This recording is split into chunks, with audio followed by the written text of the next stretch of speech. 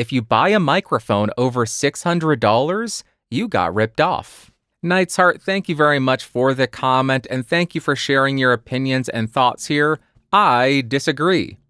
I will say that you can make a great sounding recording with a microphone that is $600 or less. That is undeniable. There are fantastic sounding microphones that are sub $600. That too is undeniable. I will also point out that if you don't see value in spending over $600 on a microphone, then cool.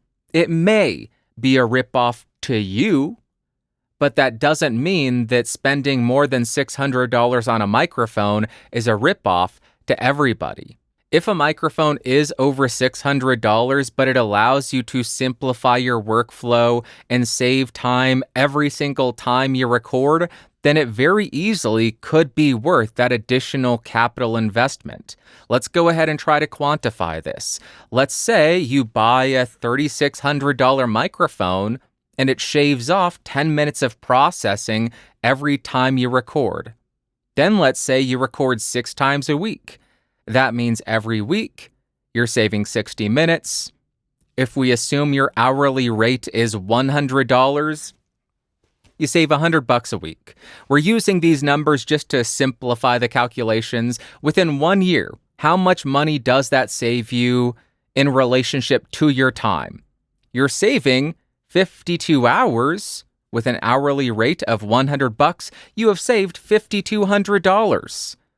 So in this very simplified formula, it's clear to me that investing in that higher quality and higher dollar amount microphone is actually worth it for this hypothetical individual because they saved enough time to justify that additional cost. They saved $5,200 and spent $3,600 or $3,700. So depending on how you value your time, depending on what your hourly rate is, and if that is factoring into the calculation of whether or not you're going to invest in a piece of equipment, I think it can very easily be worth it to invest in a high dollar microphone if it does simplify your workflow or if it saves you some time, because those are two very important aspects in gear selection. Also, there are plenty of people who get creatively inspired based on the gear they are using. To draw a parallel here, you hear this all the time in the guitar world. I picked up that guitar and there were songs in it. As soon as I picked up that guitar, the songs just flowed out like they were waiting to be discovered. I think the exact same thing can apply to microphones. If you're monitoring yourself while singing or speaking or anything, and you don't like how you sound, maybe you aren't going to come across confident. Maybe you will just lose the inspiration for recording. But if you put on headphones and you listen back and you love how you sound on that microphone, you may be inspired to try things that you wouldn't normally try. You may be inspired to record a way that you wouldn't normally record. So I think that even the creative inspiration behind the gear selection can be another reason why some microphones that are in excess of $600 may not be a ripoff. Because it could be not necessarily a muse, but it could be a source of inspiration or a source of confidence, knowing that you sound good on a microphone, knowing that a microphone is going to give you that sound that you're looking for, or the sound that your client is looking for, that your client needs. Those are all more tangible or quantifiable aspects to high-priced microphones. Another option is maybe you just have the money and you enjoy using nice gear.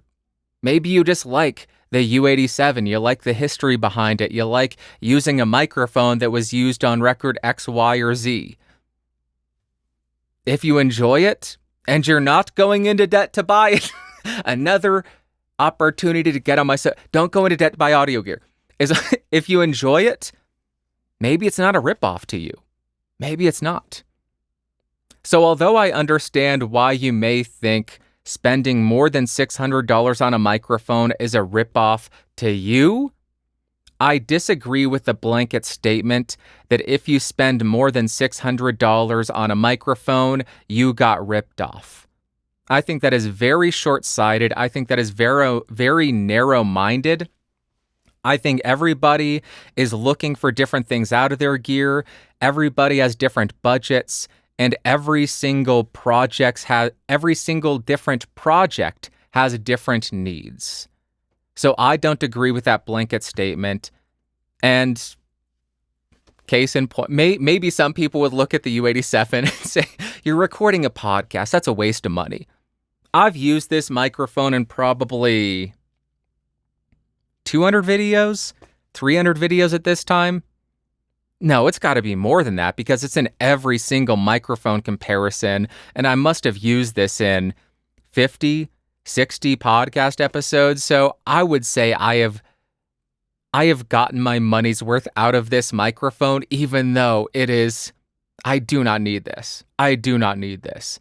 And I understand. I want to drive home this point as well. You do not need to spend more than $500 on a microphone. I made an entire video. I discussed it in depth last week. The law of diminishing returns.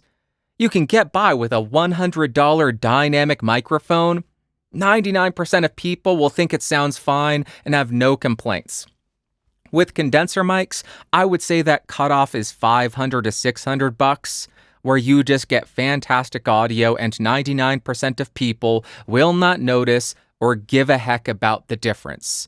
Once you get above that, you may get better sound quality. It may be more what you're looking for. It may save you time, which is valuable. But the end consumer likely won't notice and likely won't care. Thank you very much, Knight's Heart, for the thoughts and allowing me to get on a soapbox. I love ranting, hence my soliloquy podcast.